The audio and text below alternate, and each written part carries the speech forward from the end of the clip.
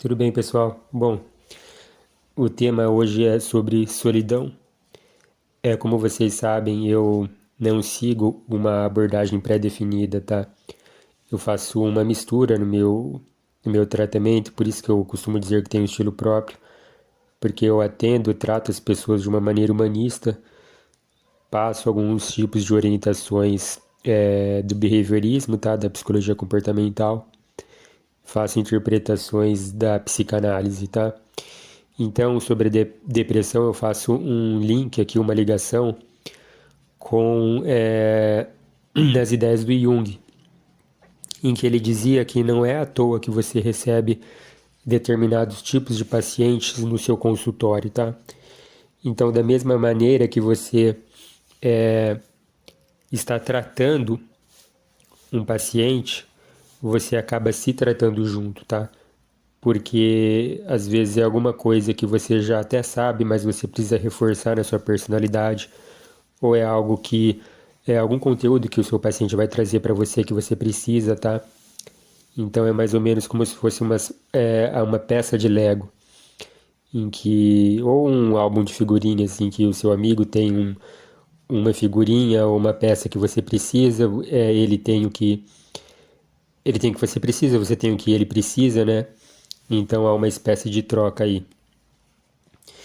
Então, pensando nessa ideia, tudo que a gente recebe da nossa vida, de alguma maneira, é alguma lição que a gente precisa aprender. Então, muitas pessoas acabam reclamando que, por exemplo, os amigos não dão tanta atenção assim para eles, né? Não se dedicam tanto quanto eles se dedicam para as outras pessoas, não ouvem tanto quanto ele ouve, né? Não oferecem apoio tanto quanto ele oferece apoio, né?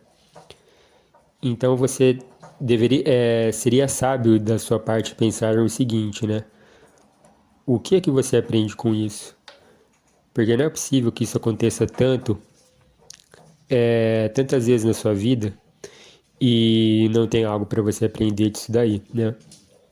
Então eu acredito que a lição é que o universo, ou seja lá que nome você queira dar, está te fazendo pensar é o seguinte: será que eu não devo aprender a não depender tanto assim, ou depositar tanto assim a questão da minha felicidade em relação às outras pessoas?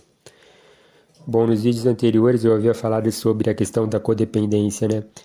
Daquela pessoa que precisa estar dentro de um relacionamento amoroso, por exemplo, que o outro valide, que o outro valorize, né? Precisa que o outro declare constantemente o amor por ele, né?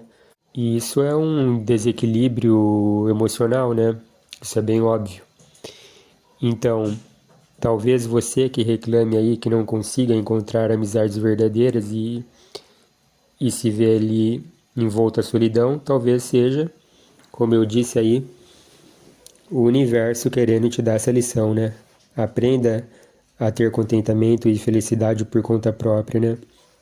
Aprenda a estar só, né? Em sua própria companhia.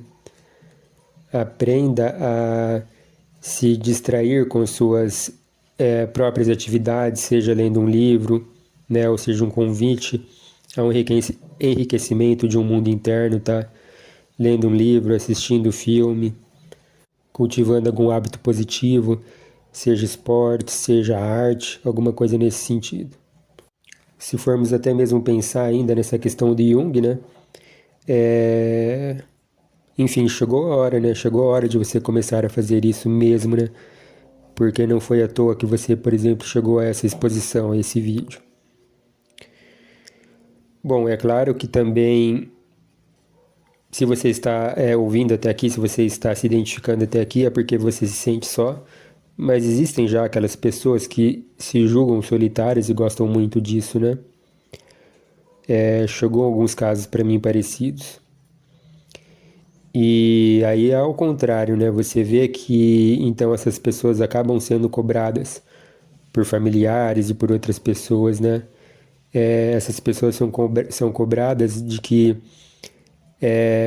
existem reuniões de família, os amigos convidam e essa pessoa nunca está disponível, né? Essa pessoa aí já prefere, já tem esse gosto de estar no mundo interior, né? E se recusam a interagir e a sair para um mundo exterior, né? Quando essas pessoas elas são obrigadas a interagir em algum grupo social, elas acabam se sentindo sugadas, acabam se sentindo tensas e desconfortáveis, tá?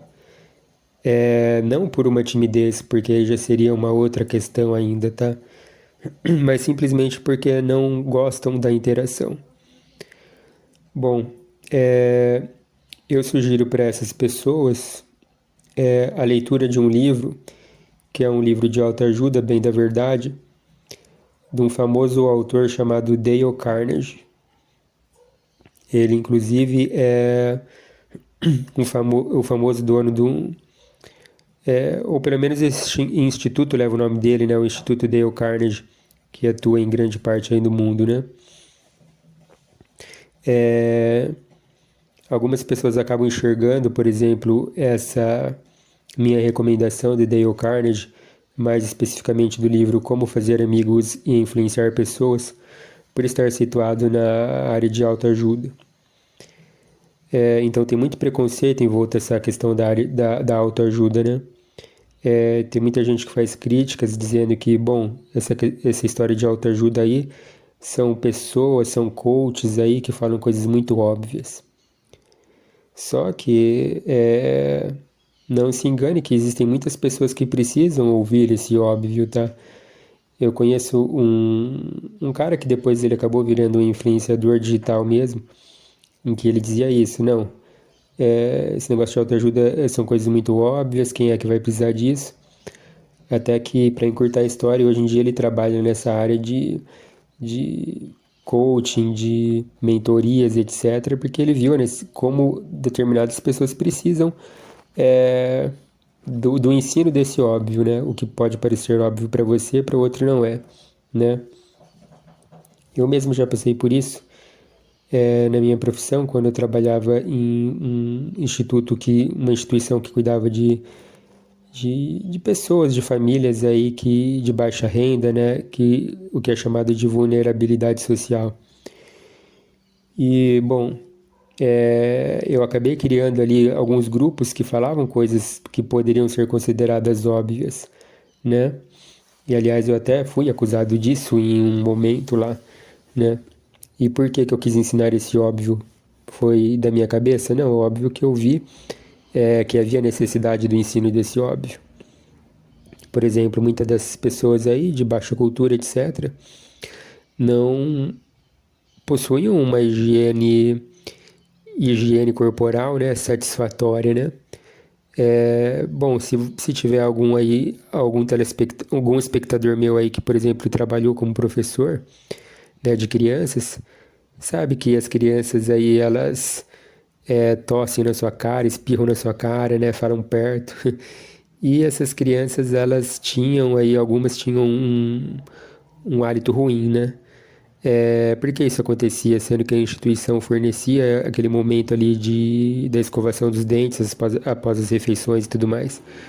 Porque elas escovavam os dentes de maneira deficiente ali, rapidamente, não escovavam a língua, né, jogando para fora a saburra, né, que se chama.